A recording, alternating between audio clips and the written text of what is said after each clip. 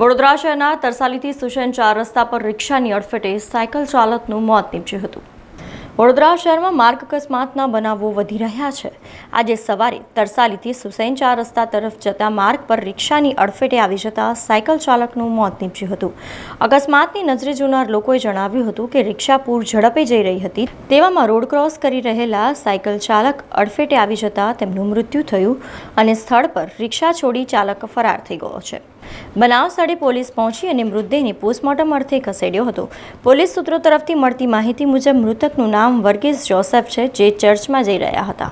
Actually જ્યારે accident થયો ને ત્યારે 2 મિનિટ પછી હું આવ્યો હતો, પણ એવું ખબર પડી કે એક દાદા અહીંયા સાયકલથી ક્રોસ થતા હતા અને આ જ રિક્ષાવાળાએ સીધી ફાસ્ટમાં ચલાવી અને એમને પાડી નાખ્યા।